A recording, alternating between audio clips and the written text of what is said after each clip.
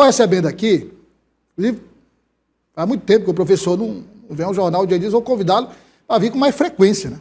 Para a gente tratar desse momento político, que é um momento extremamente conturbado, com muitas variáveis para se analisar. Se olha para uma direção, aí diz, não, vamos aqui entender. Não, para olhar, entender isso aqui, tem que ver aqui do lado, tem que ver do outro. Professor Germano Lúcio, cientista político, sociólogo. Professor, prazer reencontrá-lo e seja bem-vindo. Boa tarde a todos. Obrigado, Douglas. Sempre à disposição, meu amigo. Professor, vamos lá. Vamos começar pelo fato mais recente, para a gente chegar à realidade como um todo. O senhor se surpreendeu com essa manifestação de ontem, mais relacionada ao campo da esquerda? O que é que impressionou o senhor? Se impressionou? Impressionou pela quantidade, né, o movimento, e também porque não houve uma campanha publicitária antecipada falando do evento. Foi muito em cima, né? E o que, além de ser em cima, parece que foi um movimento mais orgânico, né? Deu certa organicidade à coisa. Isso é interessante. O que eu acho que é importante frisar é que estas manifestações de ontem, elas não deveriam ser encaradas ou entendidas ou defendidas ou apresentadas como se fossem da esquerda. Porque as pautas defendidas nas manifestações de ontem são pautas de interesse da sociedade. Uma pauta com relação à PEC da blindagem, que é a forma como ela foi apresentada, é um assinte para a população, para a sociedade, para os eleitores brasileiros. E a outra pauta, a pauta da anistia, porque, infelizmente, as pessoas têm que entender que está previsto constitucionalmente que se alguém atentar contra o nosso Estado Democrático de Direito, atentar contra a nossa democracia, é um crime. E as pessoas não podem, digamos, imaginar ou pensar ou amenizar essa situação. Não é, houve uma tentativa de golpe. Mas não, gente, se tivesse havido o golpe, ninguém seria punido, porque teria sido consumado. Nós não estaríamos falando sobre o golpe aqui. Exatamente. Então, a tentativa é um crime, porque está previsto atentar contra o Estado Democrático de Direito. Tentar um golpe de Estado é crime, está previsto. Muita gente pergunta, eu já até repeti aqui numa outra ocasião, e por que o pessoal que invadiu o Capitólio dos Estados Unidos não foi punido? Por que aquelas pessoas também não foram punidas? Por que o Trump conseguiu concorrer à reeleição, ele tendo instigado aquele movimento de invasão do Capitólio? E causou morte, inclusive. Inclusive, gente morreu. Aí é curioso, porque lá nos Estados Unidos, eles não possuem nenhum remédio constitucional previsto para aquilo ali. Não há. Lá, a certeza, a base é tão fundamentada na ideia de que ninguém vai solapar a sua democracia, que eles não pensaram numa situação dessas. E aí aparece um presidente que coloca tudo isso em xeque, e que faz, e que atenta. O tempo todo. O que o Trump está fazendo, ele está esticando a corda das instituições dos Estados Unidos para ver até que ponto elas suportam. Porque ele sabe que, como lá não tem os mesmos regramentos, mecanismos constitucionais que nós temos, lá o céu é o limite. Então ele pode dizer, é a liberdade de expressão, só que toda liberdade de expressão ela também tem um limite. Claro. Quando ela chega ali na fronteira do crime, ela deve ser punida. Então não é mais liberdade de expressão, você está cometendo um crime. Então a diferença é muito grande. A nossa Constituição ela nasceu ali na esteira, na sombra do regime ditatorial. Então, quando alguém pensou naquilo ali, a gente estava aqui, soprando no nosso cangote, no nosso ouvido, os ares da ditadura. Não só a herança, mas a influência, a sensação está muito viva. Muito forte. Muito forte. Muito presente. Então, o que os constituintes de 86 imaginaram para 88? Vamos criar um texto constitucional que garanta a manutenção do nosso Estado Democrático de Direito, que garanta a longevidade, a permanência da nossa democracia. E assim foi feito. Então, nós temos... E aquela coisa, mas o STF entrou. Gente, existe, nosso modelo republicano é um modelo tripartite. São 3 poderes que devem funcionar em equilíbrio e harmonia. quando eles não funcionam em equilíbrio e harmonia, gera uma crise institucional séria para o país. Essa crise institucional, ela afeta o mercado, ela afeta a economia. Por quê? Porque ela gera insegurança jurídica, ela gera desconfiança nas instituições do país e compromete um futuro do próprio país e da O sociedade. senhor falou em STF, é interessante porque é tripartite, são 3 poderes, e muita gente fala em ativismo do STF. E por que tudo para no STF? O STF tem que dar a última palavra em tudo. Eu estava acompanhando uma entrevista do ex-presidente do STF, o ministro Aires Brito, e ele dizendo, olha, se eu pudesse definir, eu não diria que o judiciário, notadamente o STF, é superior ou inferior ao executivo ou ao legislativo. Ele é um poder por fora, ele disse, um poder por fora. Ou seja, aquele poder que tem que agir em harmonia com os outros, mas no caso de desarmonia e ameaça dos direitos do Estado democrático, ele age como o limite. Então, não é que seja especial, é que a missão dada ao STF requer essa atuação, às vezes, mais ampliada. É a prerrogativa dele. O nosso modelo é o que a gente chama de modelo montesquiano, que é o de Montesquieu. E o Montesquieu, quando ele escreveu a obra O Espírito das Leis, ele pensou exatamente num poder que fosse representado da lei, e a lei é a garantia, digamos, da solidariedade social, da harmonia da sociedade, digamos assim. Que ninguém pode estar acima da lei. Nem o Estado, olha só que interessante, nem o Estado pode estar acima da lei. E é porque o Estado é o único que detém o monopólio da força e da violência física. É o Estado que detém esse monopólio. Mas, mesmo assim, ele não pode agir à revelia da lei. Ele tem que seguir. Por isso a importância do Estado democrático de direito para frear, inclusive, os excessos do próprio Estado, os excessos de qualquer governo. É o que se chama sistema de freios e contrapesos. Checks and balances, freios e contrapesos. Então o STF está cumprindo o papel dele.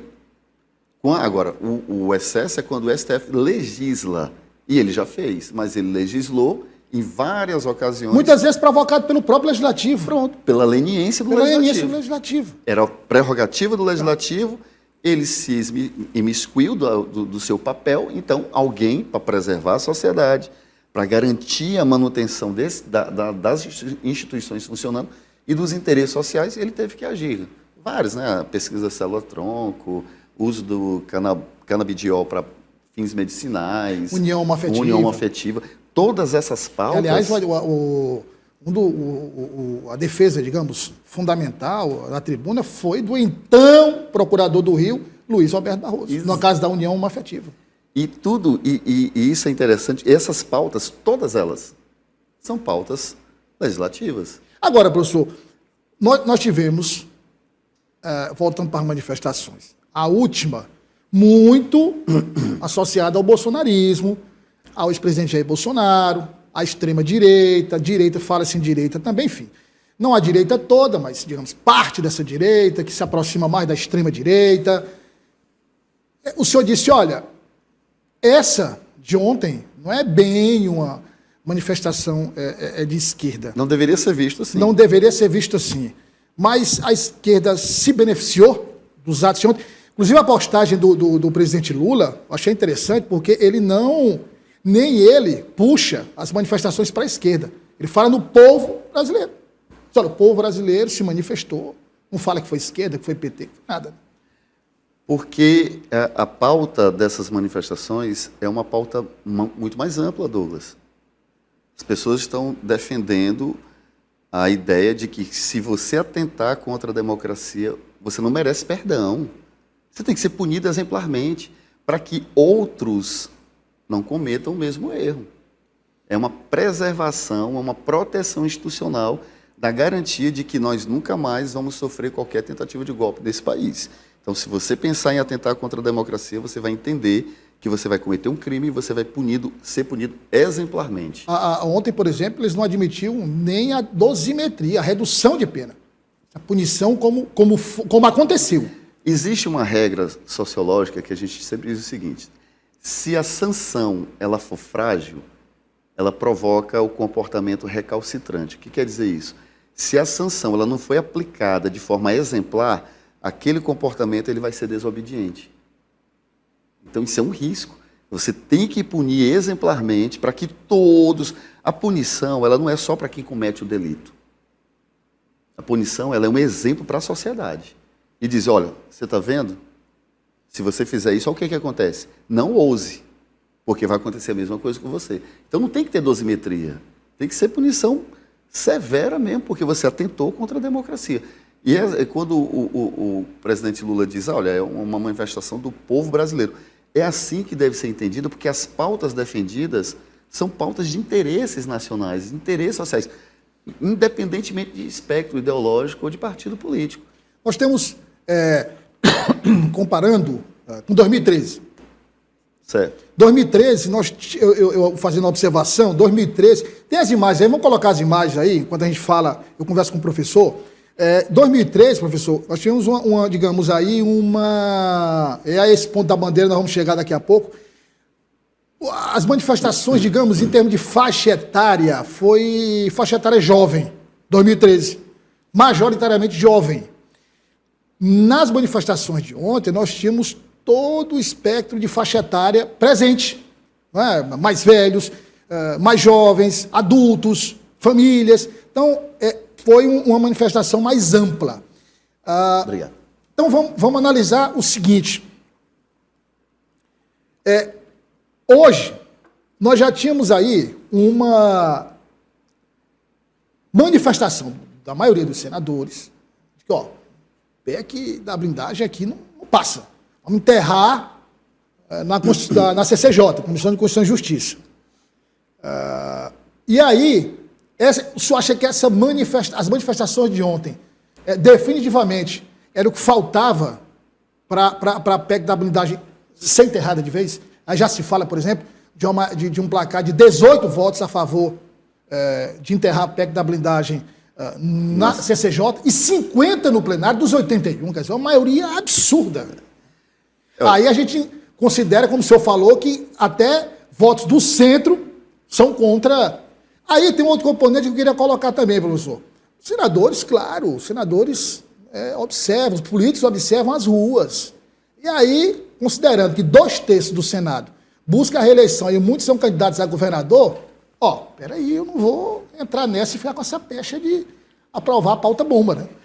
80% das manifestações nas redes sociais, levantamento feito pela Quest, foram contra a PEC da blindagem e 80% da população brasileira a favor da punição e da não anistia a quem atentou um golpe de Estado no Brasil. É um percentual alto. Altíssimo. Muito alto. Altíssimo. Então, o que significa dizer isso? Olha, e 55% diz assim, olha, eu sou a favor de que Bolsonaro seja punido. E 37%, 38% diz que não é para ser punido. Aí você entra nas bolhas, principalmente a bolha que defende o bolsonarismo. Quando você olha essas representações estatísticas, elas estão dando um claro sinal para quem vai tentar a eleição no próximo ano.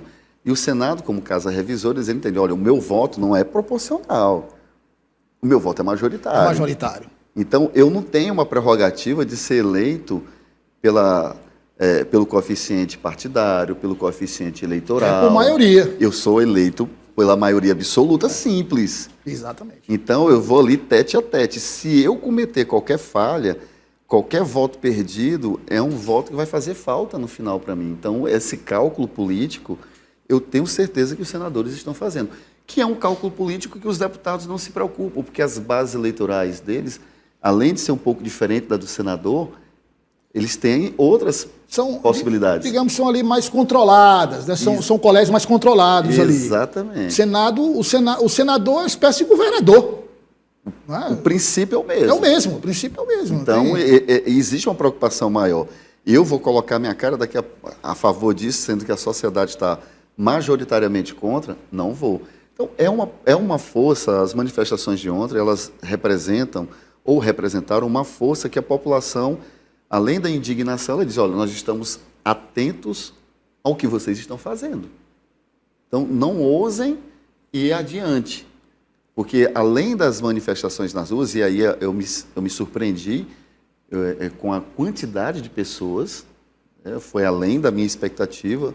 Não imaginava aquela quantidade grande, nem no Rio, nem em São Paulo, nem em Brasília, Minas Gerais. Se você pegar em todas as capitais, foi um volume muito grande de pessoas nas ruas. E, além disso, as manifestações nas redes sociais. Quando você tem algo muito similar da manifestação das redes sociais... Com o que acontece nas ruas? Aí é porque ligue o botãozinho de alerta, porque a situação ela não está controlada. Alguns nomes da extrema-direita disseram, olha, mas é muito fácil levar muita gente com a presença de tantos artistas assim. Aí você leva, porque as pessoas vão para show. Sim, eu particularmente, aqui eu não estou defendendo nem direita nem esquerda, mas eu particularmente acho que a presença de grandes artistas, como nós vimos ontem, não é para levar público para as manifestações. Eu acho que é preciso computar isso com a presença dos artistas como um segmento importante e influente da sociedade brasileira. Você tem uma presença maciça dos grandes nomes, por exemplo, da música brasileira ontem. Se a gente comparar com a da extrema-direita, não tinha um. Então, assim, é significativo também. Muito, porque essas pessoas, elas tiveram, inclusive, professor, desculpa, é simbólico também, a maioria esteve na passeata dos 100 mil, na luta contra a ditadura, quer dizer, é muito simbólico, ali, basicamente, fazendo a mesma coisa. Por isso que ela se torna mais emblemática, porque as pessoas que lutaram a favor da democracia na década de 70, em 1984, nas Diretas Jás, são as mesmas pessoas que estavam ontem nos palanques do Brasil. As músicas, não é as mesmas. As mesmas. Não é incoerência. Não é incoerência. A pessoa diz, olha, lá atrás eu lutei para democratizar esse país. E agora eu estou aqui de novo. Lá atrás eu lutei para que a gente pudesse votar e garantir que jamais esse direito fosse cerceado. Eu agora estou voltando para reforçar o que eu disse 30 anos atrás, 40 anos atrás, 50 anos atrás. Eu estou reforçando o que eu defendi lá atrás, o motivo pelo qual fui preso, o motivo pelo qual fui torturado, o motivo pelo qual fui exilado, porque eu vivenciei esse período, eu não quero que ele volte. Então, é um princípio de coerência. Eu vi uma vez, acho que foi o Sóstenes, o deputado Sóstenes, que botou uma foto do Caetano, ou foi do Chico, não lembro, do Caetano, num momento defendendo a anistia em 1979 e agora contra a anistia. Mas aí são contextos... Gente, é preciso você entender o seguinte, na filosofia a gente chama isso de falácia de falsa analogia. É quando eu pego situações completamente diferentes, elas são diferentes, e trato-as como se elas fossem iguais, e não são. E aí essa questão da anistia acaba uma discussão muito mais ampla, que a gente vai travar numa outra oportunidade, porque tem que, como o senhor falou, essa questão de narrativa, é preciso primeiro definir o que é anistia.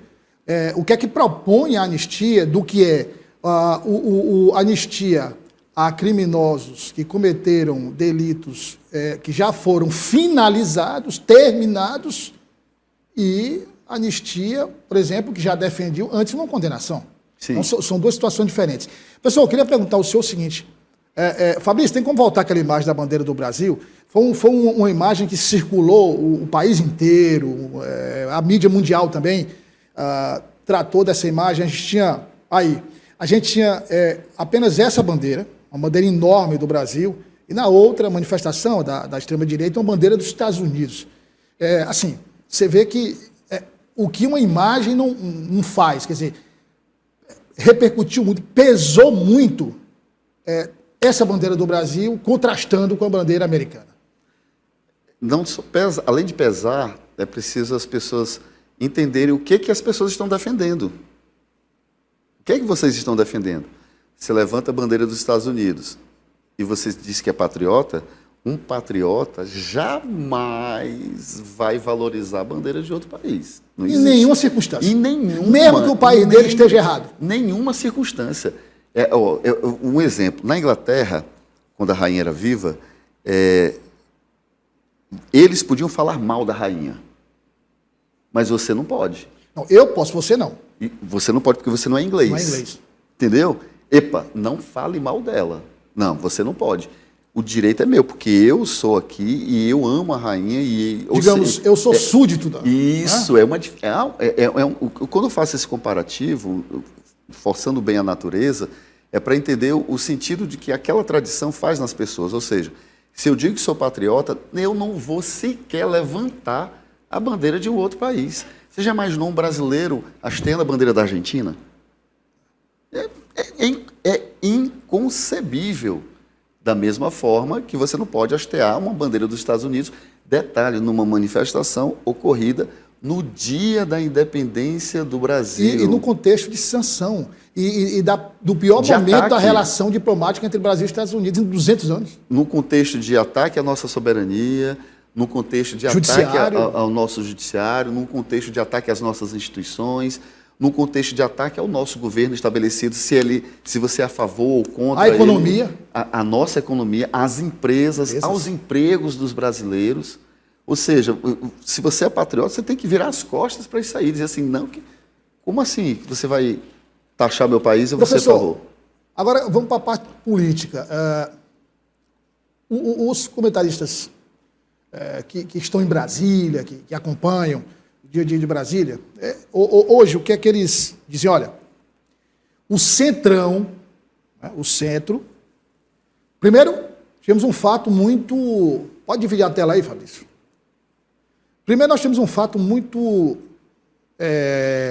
impactante, que foi a desistência do Tarcísio de Freitas de concorrer à presidência da República. E uma desistência, assim, irrevogável. Ele disse, olha, decisão tomada, vou concorrer à reeleição para o governo de São Paulo e ponto final.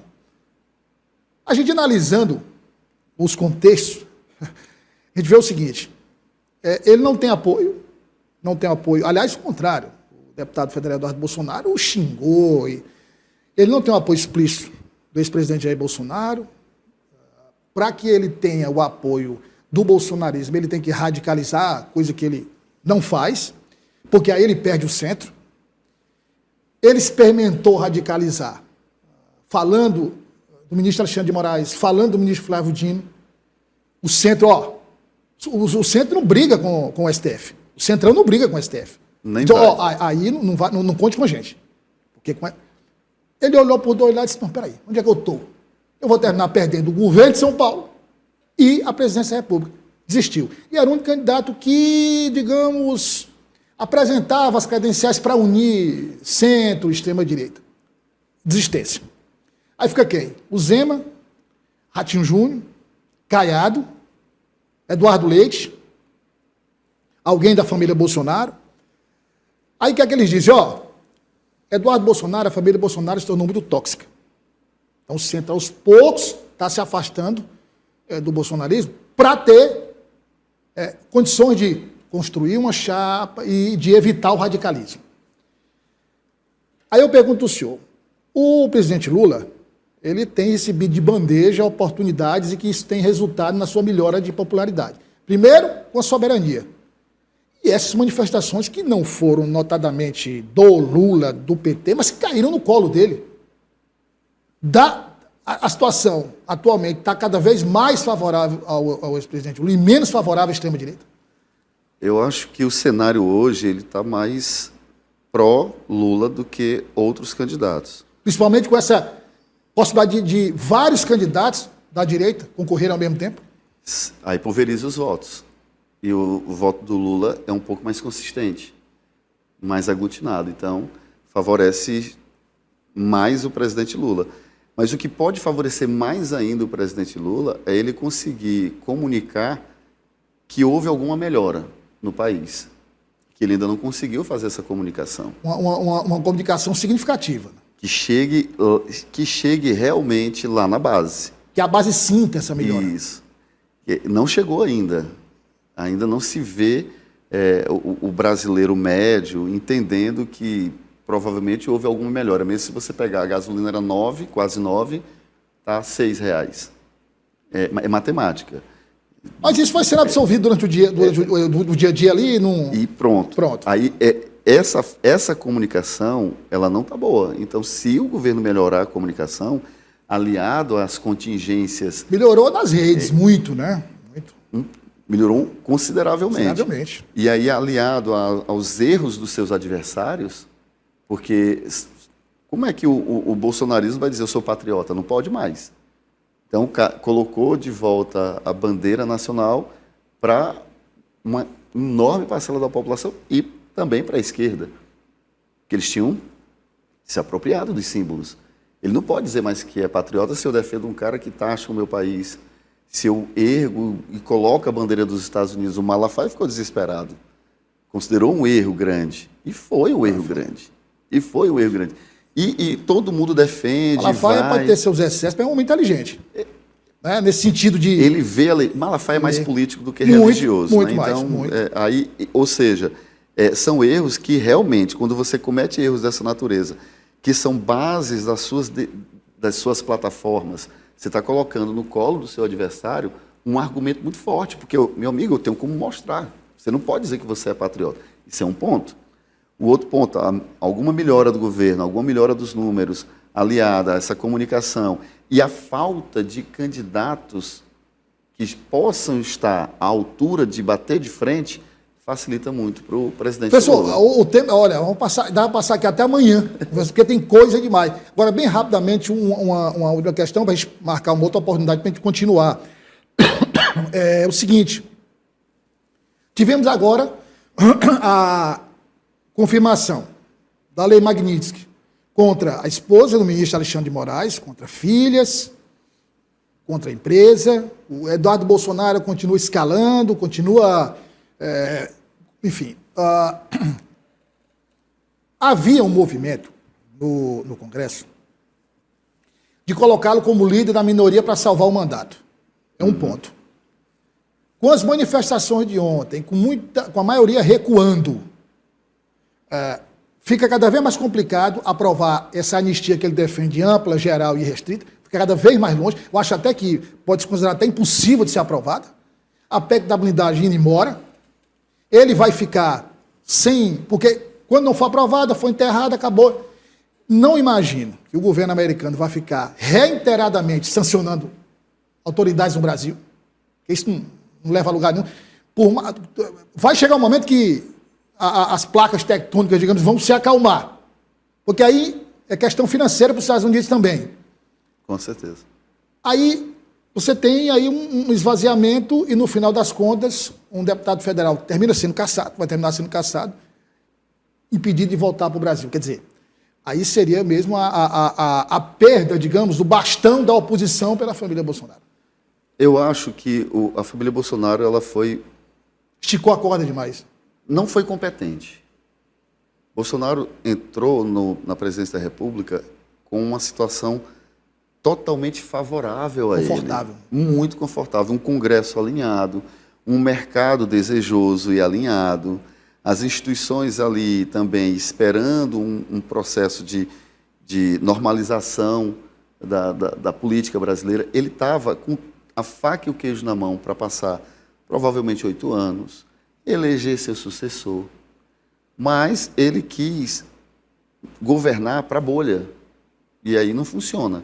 E esse radicalismo ele foi cada vez crescendo cada vez mais. Atritou com o Congresso, atritou com o Judiciário, atritou com todo mundo. Porque o projeto era um projeto de personalismo. Eu ataco as instituições para fortalecer a persona. Esse era o projeto. Não é o governo. Não, esse era o projeto. Era um projeto de ataque às instituições para fortalecer a persona. É um projeto que a gente já viu lá no passado, década de 30. Foi exatamente esse processo. E aí, quando você começa a fazer isso, você coloca em xeque e você perde ali a possibilidade de negociação com os outros poderes, estabelecidos, inclusive. Aí ele atrita primeiro com o Congresso. Pronto. Teve que ficar nas mãos do Centrão para poder ter governabilidade. Atrita com o Judiciário. Aí complicou mais ainda a vida dele.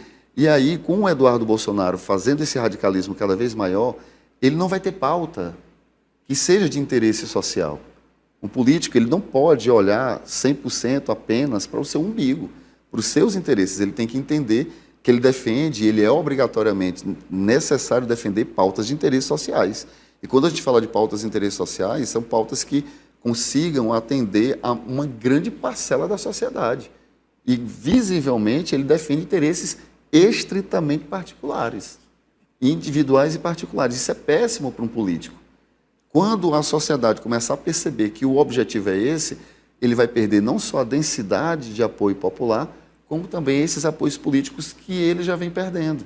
Muito, né? E aí, essa tentativa de dar a garantia, que é o PL que está fazendo, para que possa salvar o mandato dele, o Congresso e o Centrão, ele também é fisiológico. Pragmático demais. Demais. Ele não vai... Quando chega no limite, dizer assim, se eu esticar a corda, meu pescoço vai junto, ele não entra.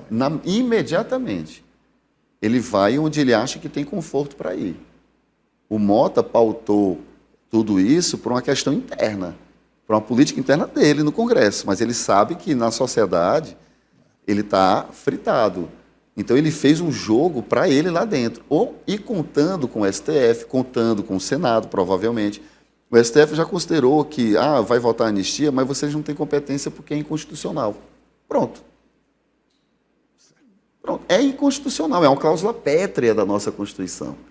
Vocês não podem ferir uma cláusula pétrea. Vocês vão mudar a Constituição para isso? Olha só o tamanho do problema. Eles votam, eles aprovam, o STF vai dizer, é inconstitucional. Barro isso aqui e acabou. Então, o ideal é, não tem mais saída. Eu posso negociar uma dosimetria, porque eles já entenderam que não tem anistia. Já entenderam. Não vai dar para salvar ninguém. Então vamos aqui tentar pelo menos amenizar a pena. Ganhar alguma coisa. Amenizar a pena. Não, vamos tentar fazer esse acordo, que também não vai ter. Então é uma situação que coloca o próprio Congresso numa saia muito justa e numa posição muito ruim, imaculada para a sociedade. Professor, queria agradecer a sua presença mais uma vez. Foi importante o senhor jogar a luz sobre essa situação toda para a gente compreender, passar essas informações para quem está em casa, poder raciocinar melhor, entender todos os fatores, porque afinal de contas isso faz parte do nosso dia a dia. Por mais que você diga, isso é uma questão de esquerda, de direita, não, isso tem que ser tudo computado para no próximo ano você saber em quem votar, em quem você vai votar. Seja o voto direto, seja, eu vou votar no fulano, então dizendo, eu vou votar no fulano porque esse aqui eu não quero. De qualquer forma, você tem que escolher ou não escolher, mas tudo tem que ser fundamentado. Obrigado pela presença. Eu que agradeço. Só lembrando, as pessoas têm que olhar para quem vão votar. O que essa pessoa representa, o que ela defende. Prioritariamente. O que essa pessoa, quais são os projetos, seja para deputado, seja para senador, para governador, para presidente. Tem que olhar para o que a pessoa defende, qual é a sua agenda de fato. O que eu preciso para a minha vida? E focar nisso. Não votar em pessoas. Votar em projeto, votar em agenda, votar em plataforma. Estou à disposição sempre. Obrigado mais uma vez, professor.